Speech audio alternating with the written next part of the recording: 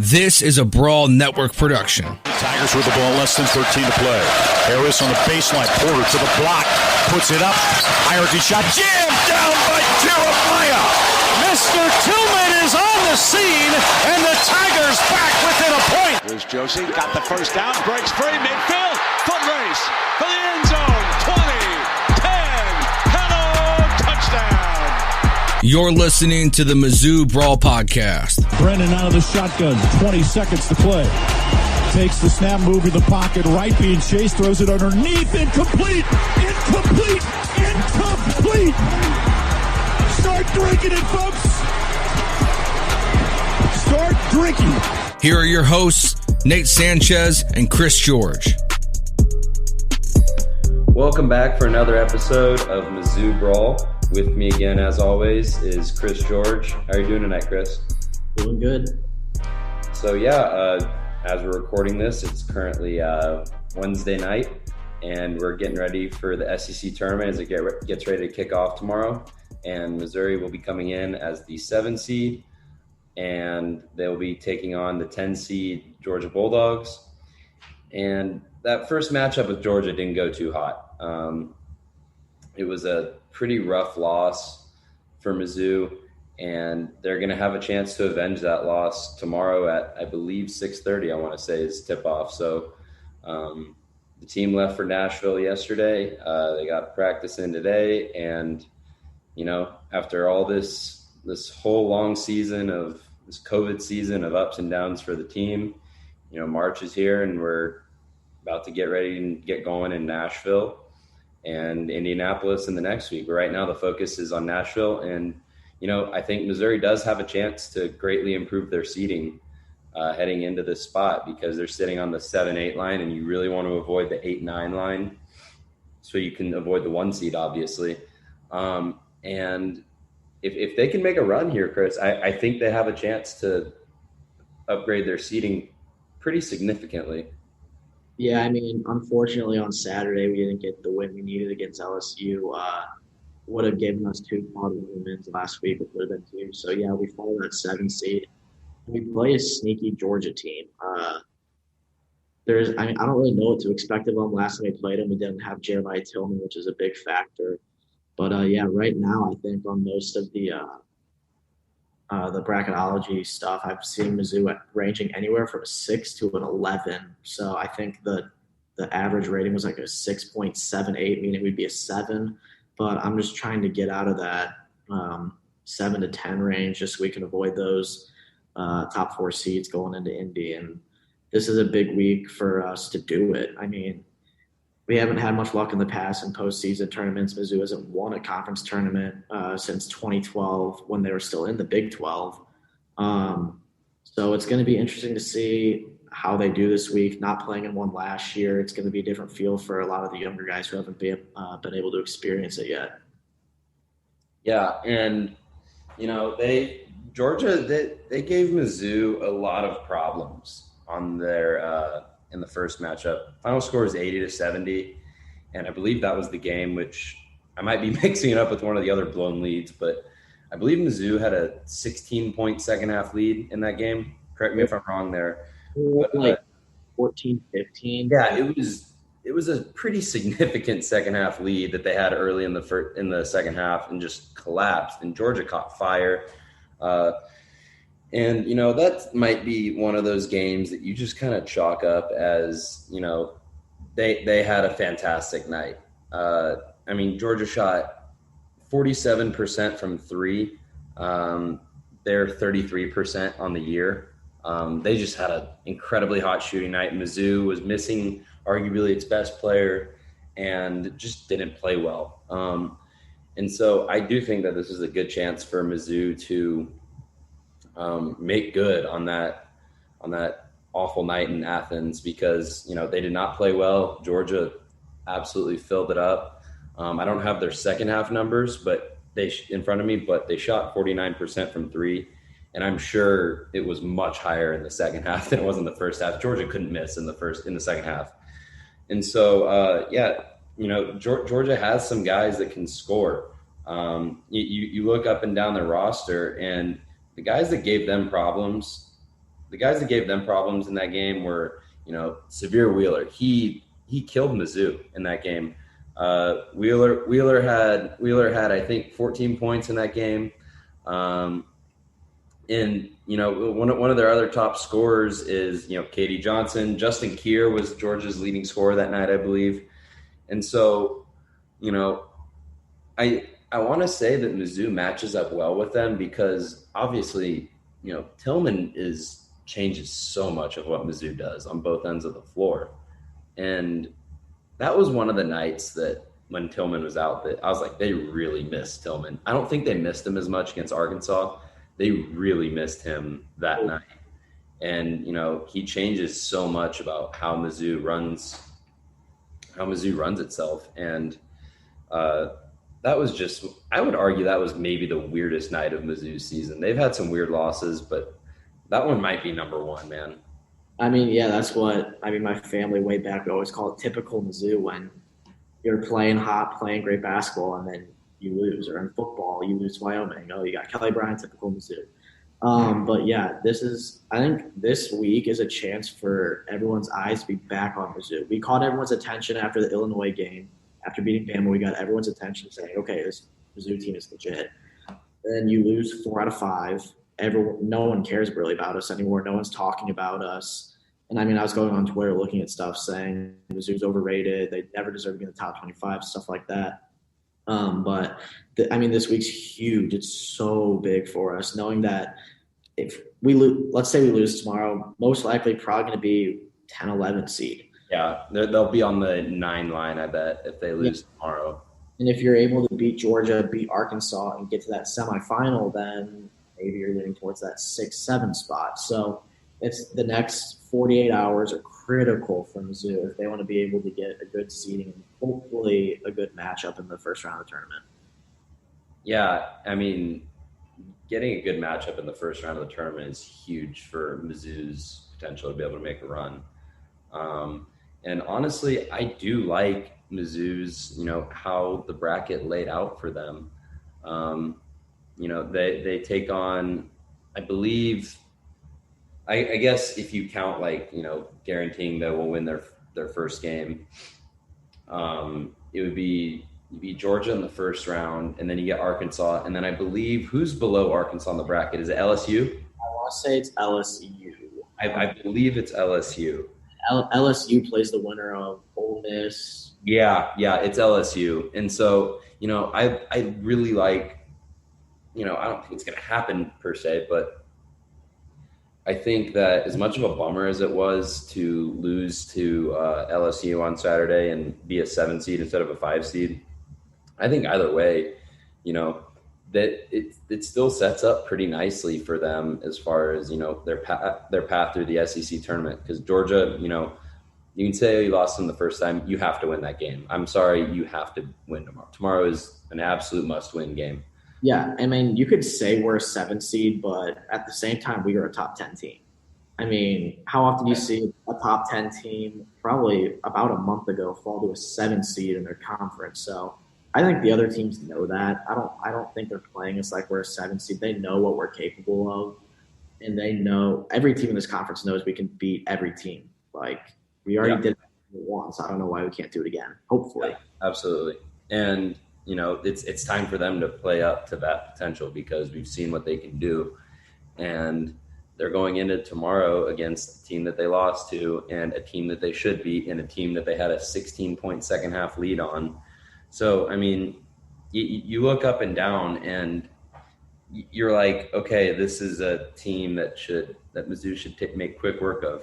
Again, I mentioned it earlier.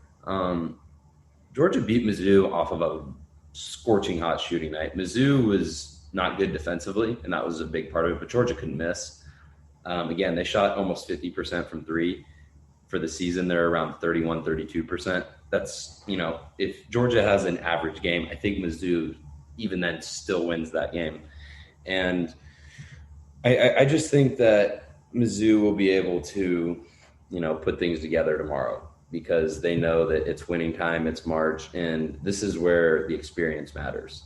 That they have, 5 seniors? And so in those 5 seniors, it's not like it's seniors spread out throughout like their best players. Almost all of their best players besides Pinson are seniors. Yeah. So this team knows what's at stake. When we talked to Mitchell Smith, I got that vibe too, that, you know, they know that this is their last ride. This is where it counts, you know. And this is a chance for Missouri to reassert itself, gain some confidence again, and get back on the right track heading into Indianapolis. Because a run into the SEC tournament, you see teams all the time, every year in March Madness. They get hot, they make a run in their conference tournament, whether they win it or not, even when they don't win it. If they get hot and they find their stroke, that carries into, you know, the big tournament. And so if Missouri's able, I think that this weekend is so crucial for them. And if they're able to, you know, make their way all the way to the SEC championship or the semifinal, I mean, that would be so big for them in terms of confidence heading in Indianapolis. And let's say they take care of Georgia. I like their chances against Arkansas. You know, Arkansas has been playing great ball lately. Mizzou made quick work of them in Arkansas, and Mizzou took them to overtime without Tillman. And Tillman had I think he had like 25 and 12 against Arkansas the first time. So I mean, I Mizzou would probably be an underdog in that game, I would guess, but I like their chances against Arkansas. And then if they get LSU in the next round, you know, they went down to the wire with LSU. So the SEC has been such a weird conference this year where, you know, teams have been beating each other up. And besides Alabama, it's just been so up and down. And by the way, Mizzou beat Alabama too. And so it's just been such a weird year where anyone can beat anyone. And I like how the bracket's set up for Mizzou in terms of the tournament in Nashville. Yeah, I'm just scared because it was 3 years ago. Mizzou had 4 years ago. 4 years ago, Mizzou had Georgia in the first round. Thought it was going to be a lock of a win. We're going to have Kentucky in the next round for a huge game. And what do you know? Mizzou blew it in the first round, and we ended up as a 9 seed that year. So it's like we're almost in the exact same spot. It's just going to be whether this team can make it over that hump and maybe win 2 or 3 games in the SEC tournament. And when you look at teams heating up, look at UConn when Kemba was there. They were like a 6 or whatever in the Big East, won the Big East tournament, got a 3 seed, and then went on to win the whole thing. Yeah. So, yeah, it's all about who's hot at the right times. And, I mean, right now it's not Mizzou's peak of their season, but it only takes one game to get right back on track for that. Yeah, and I'll say it again. I've said this all season about Mizzou. Not even just Mizzou, just about college basketball in general. And I think most college basketball fans would agree. Experience matters in March. And Mizzou is one of the most experienced teams in the country. Now, another caveat is, yes, they're very experienced, but they're not very experienced in March because, you know, Tillman and Drew Smith and Pinson haven't played in any big games in March. You know, yeah, I want to say only Tillman and Mitchell. Tillman. Mitchell Smith was on the team that went to the tournament with Michael Porter, but he didn't play. He didn't play that year. He got hurt. So, we have experience, but at the same time, we don't. Yeah. So, you know, they're senior laden. They have that experience together, but they haven't been in this spot before. And again, they know that. And I think that they have, you know, an opportunity to make a run and, you know, take care of business and improve their seeding in the tournament. Because, again, seeding is going to be critical in this tournament. Especially with Mizzou. They've been so weird with different matchups giving them problems. You know, like the Ole Miss guard Schuyler and Wheeler on Georgia. Those are the first two that come to mind. And his name's slipping my mind. The guard on Mississippi State that had 20-something points against them when Mississippi State beat them. And so, you know, that matchups have been a bit of an issue for Mizzou, and being able to get a good matchup in the first round of the tournament is critical. And again, if they can win a couple games in the SEC tournament, that will be great for seeding. That will be great for confidence. That will be great for just, you know, getting the team back into their form that they were in earlier in the season. And again, we've been saying it all year, but, you know, just this experience is going to matter in March. Well, now let's see it. Let's see how much this experience matters. Yeah, I mean, Tomorrow's huge. they're so unpredictable. Like I was saying, or I was talking to some people earlier. I was saying we could literally have 2 Mizzou games left. They could lose tomorrow, and they could lose in the first round. Like they all could, but there also could be another 7 or 8 Mizzou games. Yeah. Or win the SEC tournament, win 2 or 3 games in the Big Dance. Like it's so unpredictable. And I know come tip off tomorrow, my heart's gonna be pounding. Like I just don't want to repeat. I just don't want a repeat of what happened 4 years ago. But I think this is the year that they're not going to do that, and they're going to get over that hump. Yeah, it's certainly a hump that they need to get over because, and I'm sure the ending of last season left a little bit of a weird taste in their mouths because, they went to Nashville getting ready for the tournament and they didn't even play a game. And so I'm sure that also has a little bit of an effect too. But I think that, like I said earlier, they know what's at stake. And I think Mitchell Smith echoed that a little bit when we talked to him. In Vegas, they're 10-1 odds to win the tournament. But I think that they can make a run. They're one of the few teams in the SEC that really play defense. And I think that's a credit to Mizzou, and I think that's going to matter in March. Tell me if I'm wrong, but the SEC has some teams that just go up and down. Look no further than LSU. Kentucky's terrible defensively. There's a lot of teams that just don't really guard up like Mizzou does. Alabama's very good defensively, but again, outside of Alabama and Mizzou, not many teams in the SEC defend at a high level, and I think that's going to matter this weekend in Nashville. Yeah, 247 Sports has Mizzou at a 22% chance of making the semis, 10% chance of making the finals, and a 3% chance of winning the whole thing. Realistically, I guess, but bias towards Mizzou, I think we can beat anyone. One of the dark horses to win the SEC tournament for sure. And I think most national people, not even Mizzou bias aside, I think a lot of national people would agree with that. Yeah, for sure. I just don't know because Georgia's sneaky. That's going to be a tough first game, the game that they should not take lightly. And then you go over to Arkansas, who's red hot. And if you do get over that ump, then you got a big light at the end of the tunnel waiting for you. Yeah, absolutely. And so, all of this talk about, SEC tournament this, SEC tournament that, well, no one better to talk to about it than the players themselves. And we do have a very special treat this week on the second episode of Mizzou Brawl. We spoke with Mitchell Smith, and Torrence Watson jumped in about halfway through. We were interviewing him through Zoom, and Mitchell didn't really tell us that Torrence was coming on, which that's not a problem at all. And we'll happily have more guys on the team on. And we were talking, and about halfway through the interview, on the Zoom notification, it dropped down and said, Torrence Watson has entered your waiting room. And, I kind of did a double take, and I was like, oh, okay, and added him in. And, we had a great talk with Torrence and Mitchell about the significance of these next 2 weeks for Missouri hoops. So without further ado, here's our interview with Mitchell Smith and Torrence Watson.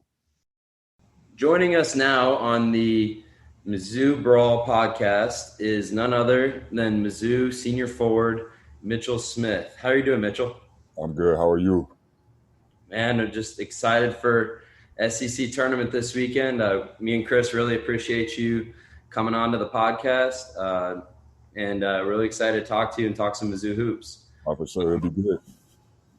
Yeah, so I guess to start, it's been one of the more interesting years for Mizzou basketball this year. There's been a lot of big wins, and you guys really seem to play up to your competition. Is there anything different about big games that have led to more success for you guys? I feel like just the approach we take more to those bigger games are more intense, especially like when we started with the Illinois game. I feel like guys were really locked in for that game, because it's a big rivalry game for us. But I just feel like the attention to detail that we take and how people are practicing before those big games are a real factor, actually. And do you think that that's something that will obviously that's probably something that's good to have that carries over into the tournament? Because I mean, obviously there's a lot of big games coming up in these next couple weeks for you guys. No, exactly. I think I feel like every game now is a big game. So you got to go in there with the mindset it's really is win or go home at this point. So I mean, you just got to play each game like it's your last game, and guys, we got to be locked in like every game when we go out there.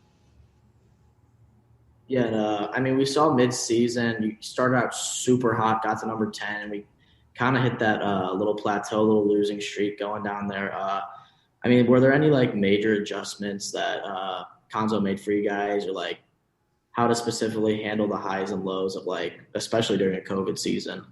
I mean, really, what coach just told us, you're gonna fight adversity. I mean, at any season, and I feel like we hit that, especially when conference started. You're playing 2 games a night or 2 games a week, so I mean, you don't really get that break. The scouting is more intense. Guys know what your first move is, your second move is. So I feel like coach just basically just try to keep us humble, down to earth. Just kept us grounded, really make sure we play hard. And I mean, you can't take anything for granted because you know how things can flip easily in college basketball. Yeah, and with the touching on some of the conference games, the Florida game, you hit some really big shots, and that was, I would say, one of the best games of your career. Especially that big 3 you hit down the stretch. Where would you rank your performance against Florida as far as best games of your career? Because like you were mentioning, a lot of these teams that you go up against, they know all your moves, especially in conference play. Where would you rank that performance against Florida? Because you obviously hit some pretty big shots in that game. Yeah, that's definitely up there for me. It felt good that night. Just playing hard, really. That's how I got all the points I got. Just doing the little things, to start off with, playing defense, getting rebounds for my team, and then they hit me when I was open, and I had to execute. I had to put them in for us. So that's definitely a top game for me. I feel like even some of the games when I don't score have been like top games for me, especially like Illinois last year. I might not score that much, but I feel like people knew my presence just because of how I was on the defensive end. I'm always talking with my teammates, always trying to help guys out, always trying to, make the next play for the next guy. So I feel like there's a lot of games where it's like you might not see in the box score where I score a lot, but I'll help my team win, and those are big games to me. Yeah, because like last year, Illinois, like you're saying, that huge charge that you took, it's like a momentum changer. Like it's right. The little things in those type of games that will ultimately get you over the hump and get a win. Like we did at Illinois this year, you took the flagrant foul. Illinois last year, you took the charge. Just little stuff like that. But you told us that you're leaving tomorrow, 1:30 to go ahead to Nashville. So like, how do you take in that mental preparation, prepare for that? I mean, the physical exhaustion, the possibility of playing 4 games in 4 days. I mean, just kind of what goes into the grind of playing in that conference tournament? I just think when you go to the tournament, you can't hold anything back, and I feel like our team knows that. It's not you lose this game, okay, it's another one tomorrow. This is really is win and you advance, or if you don't, you're done. So I mean, you can be exhausted all you want to, but I mean, you're near the end of the season. Like this is what all of the preseason and then the season counted for. Like this is where we want to be at. This is where we got to really make our mark. So I feel like guys this is the time when we really lock in, and you just got to give everything you have because you never know, like this could be it. And is there anything different that goes into, like, as far as what Konzo has you guys do, does he do anything different in terms of keeping you guys rested? Because again, potentially 4 games in 4 days, and like you have to game plan with, there's no days off in between these games. Is there anything different as far as, the whole process of preparing for these games and resting for them?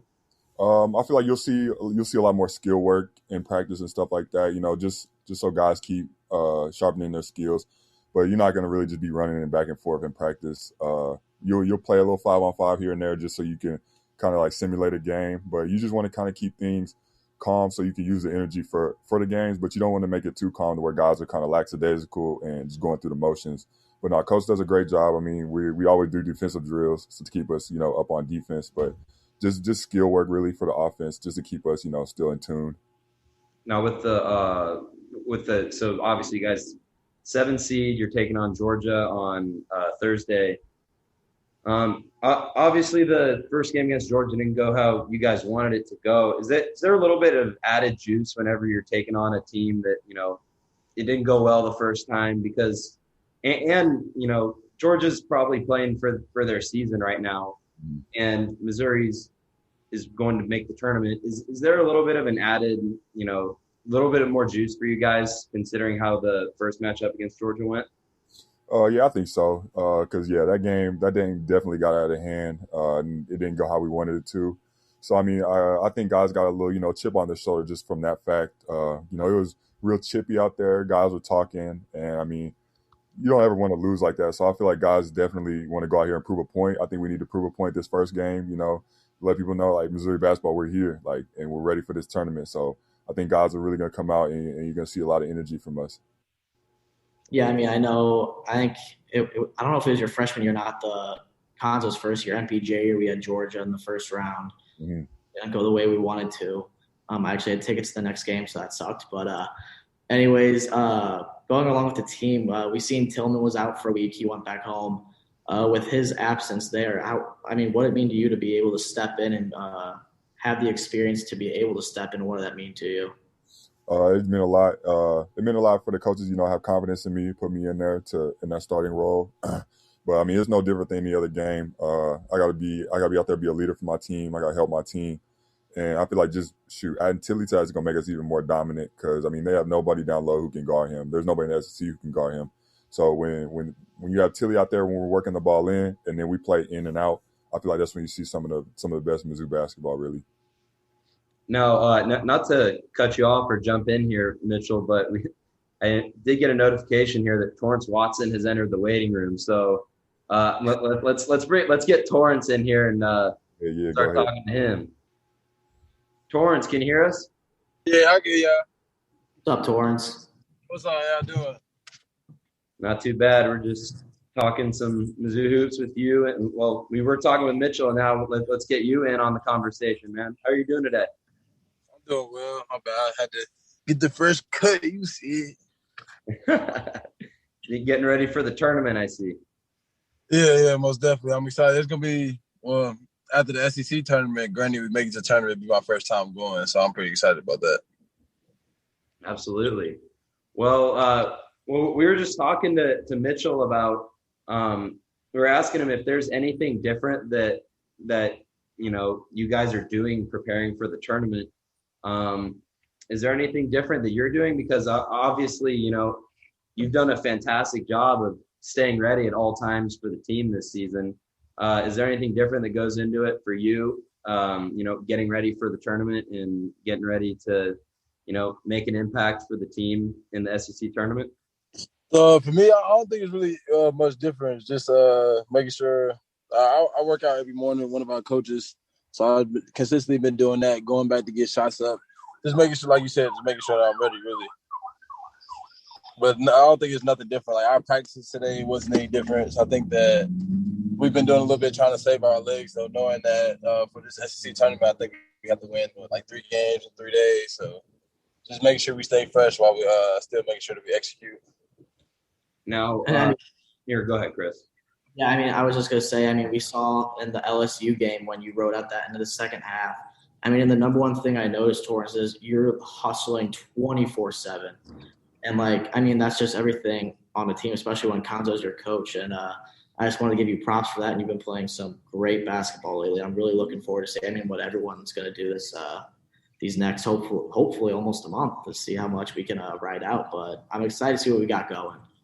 Yeah, no, most definitely. Thank you. But I think that's probably going to be one of the key things for us to make it really far is getting back to playing how we usually play. I think every team is expecting us to play hard, play tough defense, not give you anything. So then when they come to the game and we're not playing our defense like we usually do, they see opportunity, they get their heads up, and then they just score on us. But I think that really if we get back to playing how we usually play, then I don't think it's really anybody that can stop us. Now, Torrence, what has led to – because obviously you've been very, very successful especially these last couple of weeks, and you've really come on strong, bringing some depth off the bench. What has led to you, stepping it up, especially in this last month or so, and how are you planning on trying to continue that into March? No, I think for me it's just the fact of staying ready.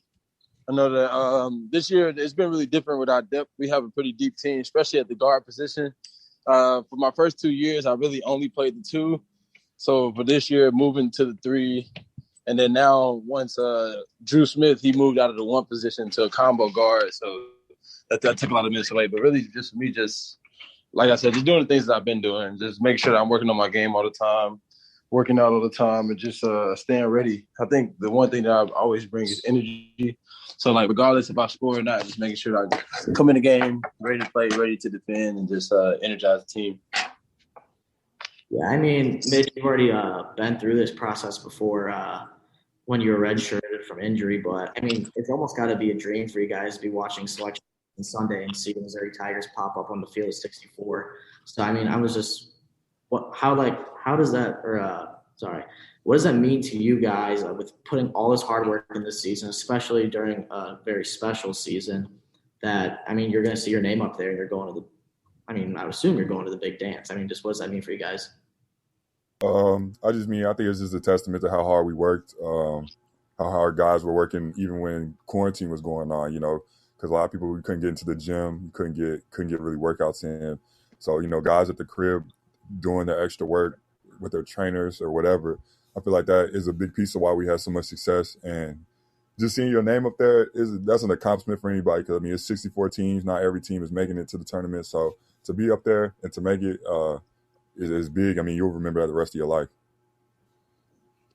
Yeah, no, that's facts. And then, like me said, like for me and Mitch especially, and other guys on the team as well, this is my 3rd year. Mitch has been here a little longer, but it wasn't like this is something that just happened overnight with our team. It was like for the past 2 years, we had to go through bumps and a whole lot of struggles and a whole lot of losses to learn from it and just get that experience. So I think it means a lot to the guys who have been here and had to really go through the struggle. Yeah, and one thing that you mentioned, Mitchell, that caught my ear was talking about the off season. I am a little curious, what you said you guys had to, kind of do your own thing in the off season and get ready for this season, obviously.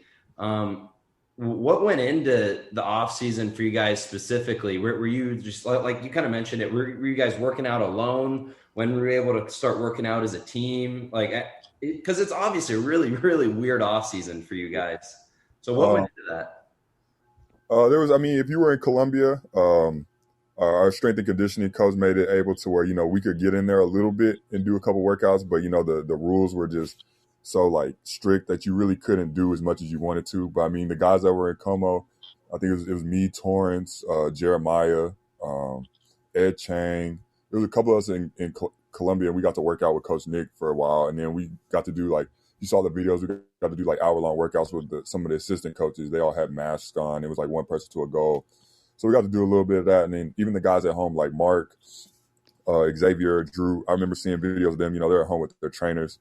Like X and them, they've been running from the crib to the gym with weight vest on, riding their bikes and stuff. Just little things, to keep us in shape, just to keep working on our skill. But I feel like that's a testament to everybody on the team, for taking this seriously, even when, quarantine and COVID is going on. And yeah, go ahead, Chris. Yeah, so we've seen this in the past, how much experience matters when going to the big dance.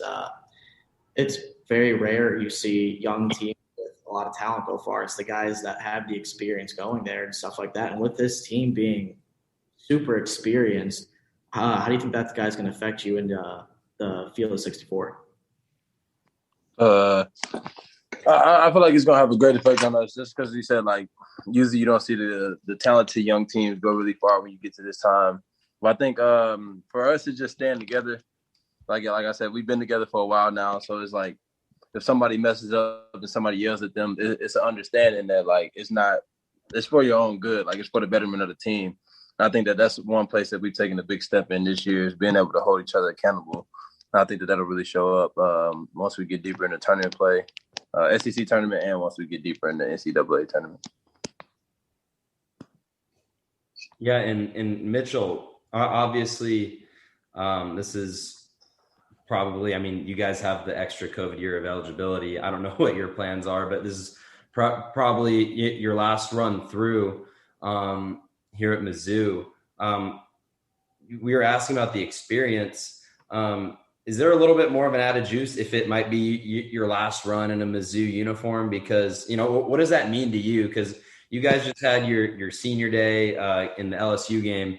What does that mean to you that you're probably going on your last run with Mizzou, and it's turned into a really special season where you're headed to Indianapolis more than likely, and you have a great chance to make some noise in the SEC tournament too. What does that mean to you? It means the world, really. That's 5 long years, of grinding, of hitting adversities, seeing the highs and the lows. But I mean, it means a lot to me to have, a group of guys around me that care about me and care about, winning games just as much as me. 1 through 13, I can count on everybody on this team, really. And it's more than basketball at the end of the day. These are my brothers. And so I feel like when I'm out there playing, I'm playing for them. I'm not playing for myself. And then I just want to, represent the school well. And so I'm going to leave everything I got on the court, because you said this could be my last one. So I feel like there's no holding back, you got to go out there like it could be your last game. So you're definitely going to see us leave everything on the court. And I'm trying to win it all, really. Yeah. And, that's great to hear.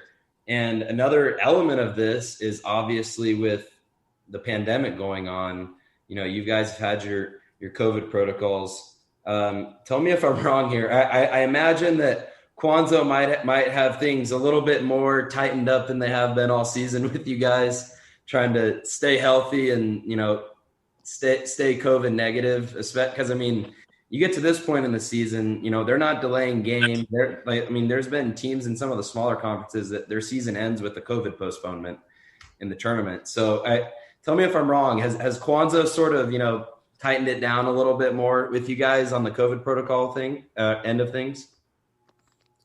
I feel like not him per se personally, just because our team has done pretty good with the COVID protocols and everything. During the season, we've only had one false positive test. So we haven't really had any problems. And because everybody, I think most of our whole team got it right before the season, which was ended up being a good thing.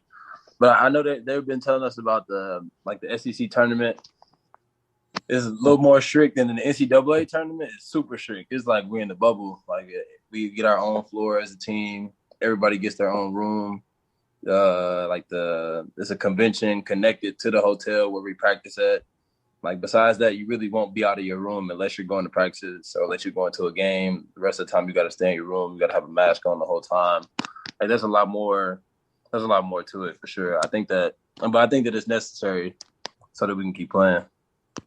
Yeah, to go along with that, I feel like we're just with our group though. Like you said, we're a bunch of older guys, so I feel like guys don't really have to be watched like that. We know we can't be really going out like that, being around a lot of people if we want to be able to play basketball. So I feel like guys kind of took it upon themselves this year, to be smart about it. We want to play basketball, that's why we're here. So we got time to do all the other stuff. So we kind of guys staying at home, or if anything, we're just staying by each other. It's funny thinking 3 years ago, since Torrence went to high school right down the road from me, I was at Whitfield screaming overrated every time he touched the ball. And now that Mizzou, I'm one of his biggest fans. So it's great to see how far you guys have come. And I'm just so excited for these next couple of weeks to see what you guys can do. Appreciate that. Yeah, it's going to be a fun couple of weeks. And, the ending of last year's season was really, really weird. And it really, to put it bluntly, sucked not having a March Madness tournament to root for and not getting to see you guys in the SEC tournament. So, I think I'm speaking for Chris when I say this. First of all, thank you guys for coming on and talking to us. And second of all, best of luck in these next couple of weeks because, a lot of big games coming up and we're really excited to see what you guys do both in Nashville and in Indianapolis. Appreciate that. For sure. Thank you. Yeah, appreciate you guys. Thank you, guys. So, it was great to have Mitchell Smith on and Torrence Watson. They had some great insight. It was great talking to them. Really appreciate them coming onto the pod. And we're excited that listeners get to hear from them. And it was, like I said earlier, before we played the interview, it was pretty apparent how much Mitchell knows that, this is his last ride. And I'm sure the rest of the seniors know that too. the significance of these next 2 weeks for them. And we didn't directly ask Mitchell, but whenever we said something along the lines of, this could maybe be your last run, like with the COVID eligibility, like the extra year. And he kind of chuckled where like you could tell he's not coming back. I mean, he's been at Mizzou 5 years. He's ready to move on with his life and go make a living. And, I don't blame him, but they know that this is the last run. And it was really, really good to get to talk to them and get their perspective on it. Yeah, they know it's crunch time. I'm sure none of them have officially made up their minds what they're going to do, but I hope they come back, not really banking on it. But, yeah, it's a huge weekend coming up, big steps to be made, and go Tigers. And I really, really hope the next time we are talking, they are SEC champions. Yeah, and again, they're one of the dark horses to make a run. And we've seen all year they can beat anybody in the country. They can also lose to anybody in the country. And it's time to see how much that experience matters. And that will carry into the NCAA tournament. And hopefully they're able to get hot and make a run through the SEC tournament. And, by the next time we talk, it'll be hopefully they'll be coming off a big run in the SEC tournament with improved seeding. And it's exciting because, we didn't have March Madness last year, and March Madness is back. It's going to look a little different, but it's fun to know that when we talk next, Chris, that we're going to have a bracket. We're going to know who Mizzou's playing. We're going to know who's around them in the bracket. And it's just fun to have that time of year again, because I think I'm speaking for most people in the country here that March Madness is one of the best times of the year, and it's just a really exciting time. And, especially with all these seniors on the team, they're really going to be laying it out on the line because, that's what you love about college basketball. These guys growing up, they dream of going to the big dance. They dream of playing the NCAA tournament. And I think Torrence touched on that too, where he said something about, he just got a haircut and he was feeling good and he's getting ready for the big dance. And, these guys are really excited because this is what they grew up dreaming of. So, it's not just the fans that are excited for March Madness to be back. It's the players too, because they grew up dreaming about this stuff. Yeah, I mean, there's no day. I rank Selection Sunday and the first round of March Madness is my third and fourth favorite days of the year. Oh, it's up there for sure. It's in my top 3 in my power rankings easily. There's it's the best feeling just turning it on and bang, bang, bang, bang, bang, all these teams and you're already knowing who you're going to take. And then once the bracket opens, I fill it out instantly and it's so exciting. They're there to win, but they're also there living their dreams and they're going to have fun with it. And I just can't wait to see what they do about it. Yeah, it's an exciting time of year. And again, next time we talk, Chris, we'll have a bracket. We'll know how Mizzou did in the SEC tournament. We'll know who they're playing in the first round because, and again, not pulling punches here, Missouri is in the NCAA tournament. Joe Lunardi said a couple weeks ago on Twitter, Mizzou could lose out and they would be in the tournament. And so it's nice having that security at least. But, it's just exciting because March Madness is back, and Missouri Tigers will be in the NCAA tournament in Indianapolis, and hopefully on much improved seating. So, with that, we're going to wrap the episode up. Thank you for tuning in, and we will see you next week as we preview the NCAA tournament.